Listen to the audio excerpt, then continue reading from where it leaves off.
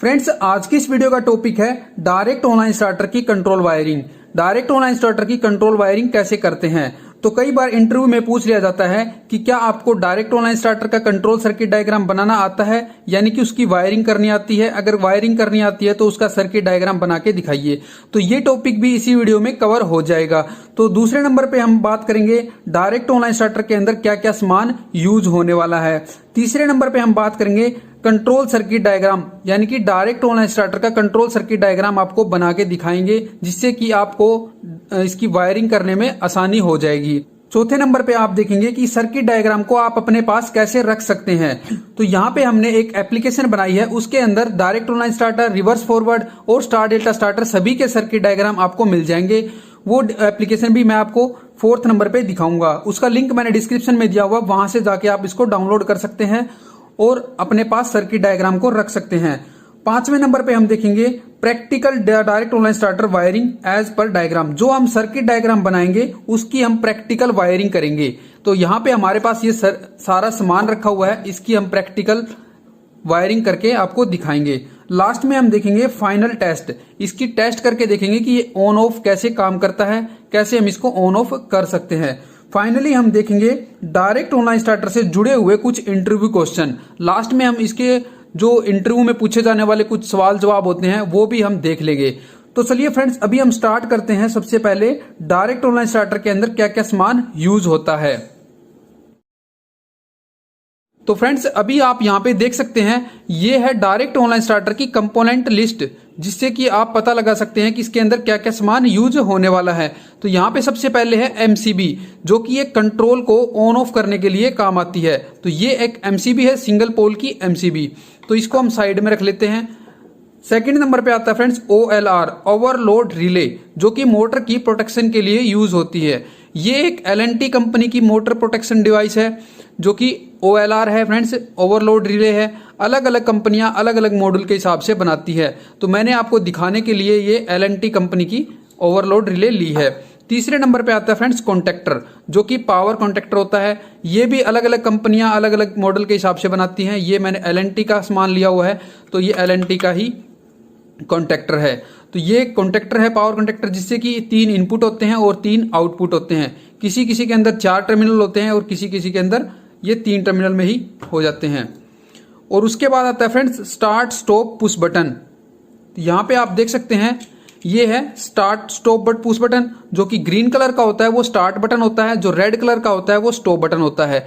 जो red colour का है वो NC होता है और जो ग्रीन कलर का होता है वो NO होता है। फ्रेंड्स, अगर आपको NO NC के बारे में नहीं पता है, अगर आपको इसके बारे में जानना है, तो नीचे ज्यादा से ज्यादा कमेंट कीजिए। इसके बारे में एक डिटेल वीडियो बनाएंगे, जिससे कि आपको आसानी हो जाएगी कि NO NC क्या होता है। क्योंकि इलेक्ट्रिकल का जो जितना भी सर्किट डायग्राम होते हैं वो टोटली बेस होते हैं NO NC के ऊपर। तो हम उसके ऊपर भी NO और NC के ऊपर भी एक वीडियो बना देंगे। ज्यादा से ज्यादा आपको कमेंट करना है, उसके ऊपर एक डिटेल वीडियो आ जाएगी। उसके बाद आता है फ्रेंड्स इंडिकेटर्स। इंडिकेटर्स काम आते हैं फ्रेंड्स, ये आप देख सकते हैं 3 कलर के इंडिकेटर्स हैं, येलो, रेड और ग्रीन। ये हम यूज करते हैं फ्रेंड्स ऑन ऑफ और ट्रिप के लिए। तो ये इंडिकेटर लाइट हम यूज करेंगे। उसके बाद आता है friends axillary contact. Axillary contact को हम एड ऑन ब्लॉक भी बोलते हैं, NO NC कॉन्टैक्ट भी बोलते हैं। तो यहां पे आप देख सकते हैं, ये 4 कॉन्टैक्ट का एक एड ऑन ब्लॉक है, एक्सिलरी कॉन्टैक्ट है, जो कि कॉन्टैक्टर के ऊपर इस तरह से ऐड हो जाता है। ठीक है, जैसे ही कॉन्टैक्टर ऑन ऑफ होगा वो साथ में ये भी ऑन ऑफ होने लग जाएगा। तो ये थे फ्रेंड्स कंपोनेंट लिस्ट। अभी हम बात करेंगे इसके कंट्रोल सर्किट की। तो यहाँ पे आप देख सकते हैं, यहाँ पे ये हमने कंपोनेंट लिस्ट जो है वो कवर कर ली है। अभी तीसरे नंबर पे आता है हमारा कंट्रोल सर्किट डायग्राम, तो हम इसको भी देख लेते हैं। फ्रेंड्स, अभी हम डायरेक्ट ऑनलाइन स्टार्टर का कंट्रोल सर्किट डायग्राम बनाएंगे। इसके बाद हम इसको प्रैक्टिकल वायरिंग करके आपको दिखाएंगे। तो यहाँ पे आपको ध्यान रखना है कि कैसे हम इसका सर्किट डायग्राम बना रहे हैं। तो यहाँ पे सबसे पहले हम एक फेज वायर लेंगे। फेज वायर को हम इस तरह से ड्रॉ करेंगे।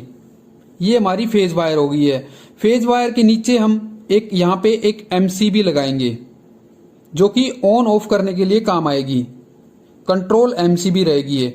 अगर हमें सर्किट को बंद करना है तो यहां से हम एमसीबी को बंद कर सकते हैं और कंट्रोल सर्किट है वो बंद हो जाएगा। उसके बाद फ्रेंड्स यहां से एमसीबी से निकलने के बाद ये चली जाती है ओवरलोड रिले में, OLR। यहां से एमसीबी से निकलने के बाद ओवरलोड रिले में आ जाती है। ओवरलोड रिले यहाँ पे एनसी होता है फ्रेंड्स। उसके बाद यहां से एनसी पॉइंट से निकलने के बाद ये चली जाती है जो हमारा स्टॉप बटन होता है। स्टॉप बटन हमेशा एनसी होता है, तो ये स्टॉप बटन में आ जाएगी फ्रेंड्स। ठीक है, स्टॉप बटन के दूसरे पॉइंट से निकलने के बाद फ्रेंड्स आ जाती है ये स्टार्ट बटन में। स्टार्ट बटन हमेशा NO होता है। NO का मतलब नॉर्मली ओपन, NC का मतलब नॉर्मली क्लोज।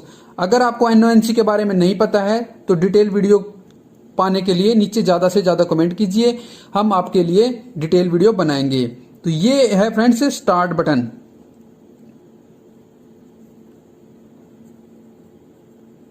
जो कि पुश बटन होता है NO। यहां से इसके दूसरे पॉइंट से निकल के ये चली जाती है फ्रेंड्स मेन कॉन्टेक्टर के A1 कॉइल के अंदर।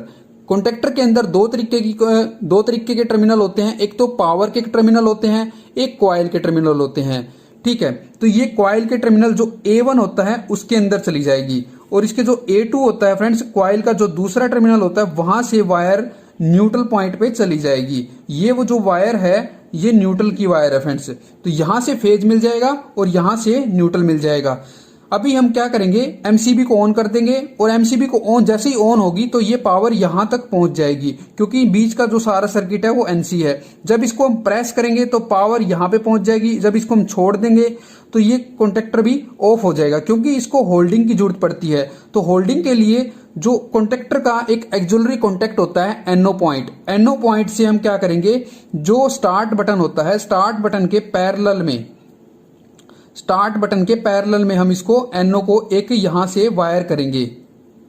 ठीक है, इसको हम होल्डिंग बोलते हैं। होल्डिंग कैसे, जैसे ही हमने ये बटन प्रेस किया तो ये सप्लाई यहां से इस बटन के थ्रू होते हुए यहां चली जाएगी।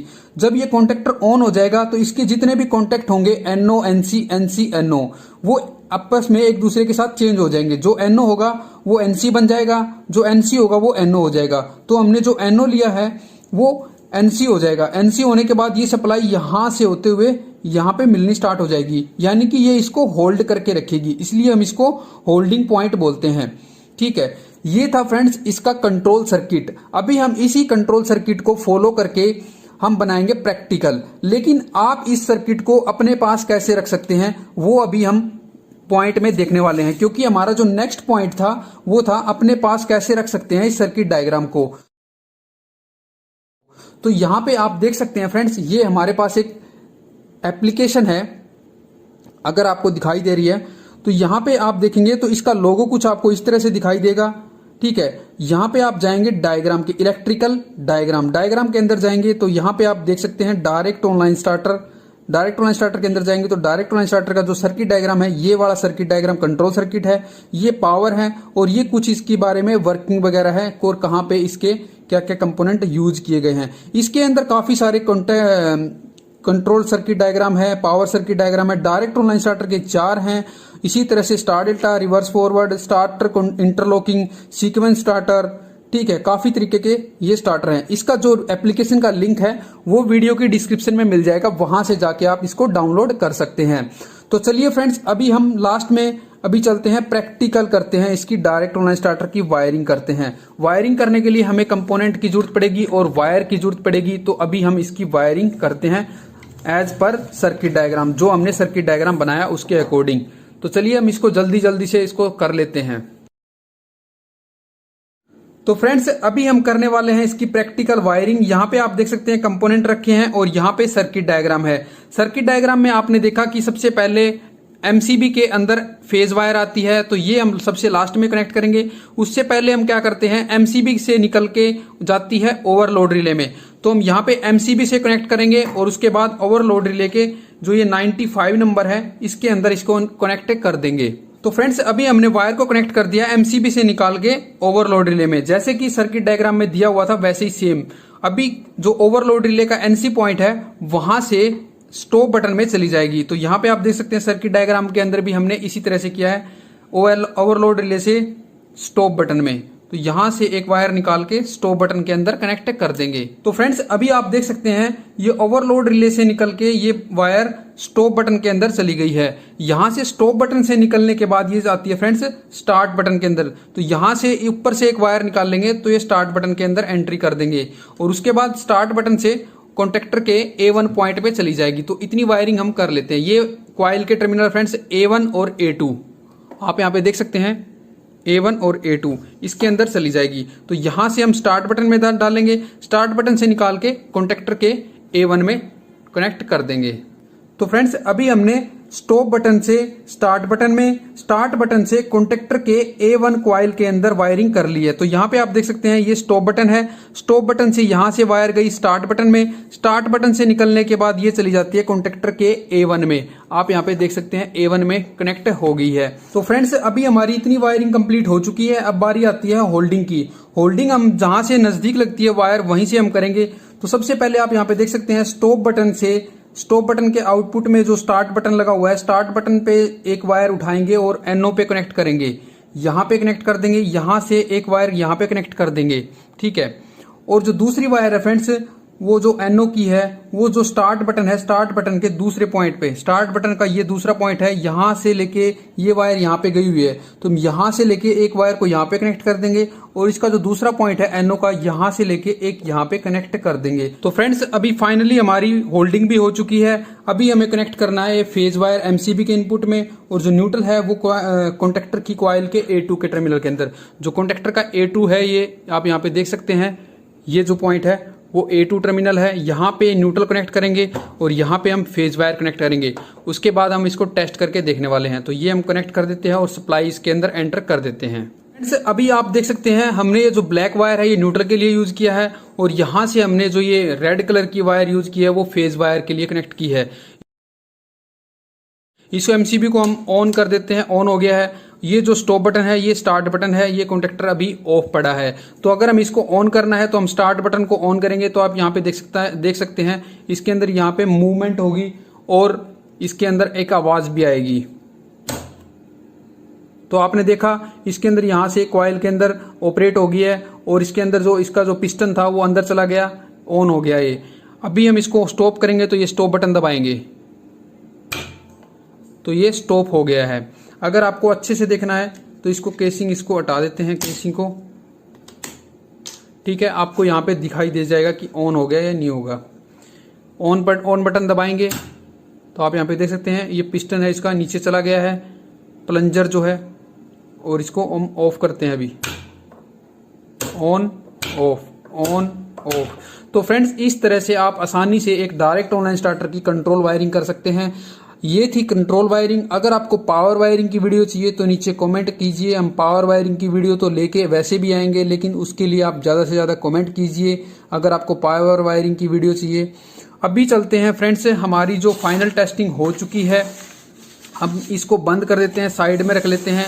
अभी जो हमारा नेक्स्ट टॉपिक आता है, फाइनल टेस्टिंग हमारी होगी है डायरेक्ट ऑनलाइन स्टार्टर से कुछ जुड़े हुए कुछ क्वेश्चन आंसर, इसके ऊपर चलते हैं। अभी फ्रेंड्स अभी बारी आती है डायरेक्ट ऑनलाइन स्टार्टर से जुड़े हुए कुछ इंटरव्यू क्वेश्चन जो कि इंटरव्यू में अक्सर पूछ लिए जाते हैं। तो यहाँ पे सबसे पहला जो क्वेश्चन निकल के आता है वो है डायरेक्ट ऑनलाइन स्टार्टर का यूज क्यों करते हैं। मोटर को सुरक्षा प्रदान करने के लिए हम डायरेक्ट ऑनलाइन स्टार्टर का यूज करते हैं। दूसरा क्वेश्चन आता है डायरेक्ट ऑनलाइन स्टार्टर शुरुआत में मोटर कितना करंट लेती है। डायरेक्ट ऑनलाइन स्टार्टर जहां पे जुड़ा हुआ होता है वहां पे मोटर शुरुआती करंट कितना लेगी। ये होता है फ्रेंड्स फुल लोड करंट के 5 to 7 टाइम्स, यानी कि 5 से 7 गुना ज्यादा करंट लेगी। तीसरा क्वेश्चन आता है डायरेक्ट ऑनलाइन स्टार्टर में कितने प्रकार की वायरिंग होती है। एक होती है फ्रेंड्स कंट्रोल वायरिंग और दूसरी होती है पावर वायरिंग, यानी कि 2 प्रकार की वायरिंग होती है, कंट्रोल और पावर वायरिंग। तो फ्रेंड्स लास्ट क्वेश्चन आता है डी ऑल स्टार्टर पे कितने पावर की मोटर को चला सकते हैं, यानी कि कितने एचपी की मोटर को चला सकते हैं। तो डी ऑल स्टार्टर पे हम 10 एचपी की मोटर को चला सकते हैं। उससे बड़ी मोटर के ऊपर हमने हमेशा स्टार डेल्टा स्टार्टर को यूज करना चाहिए। फ्रेंड्स ये थी आज की वीडियो। अगर आपको इस वीडियो के प्रति कोई सवाल सुझाव है या फिर कुछ समझ में नहीं आया हो तो नीचे कमेंट बॉक्स में कमेंट करके हमसे पूछ सकते हैं। तो मिलते हैं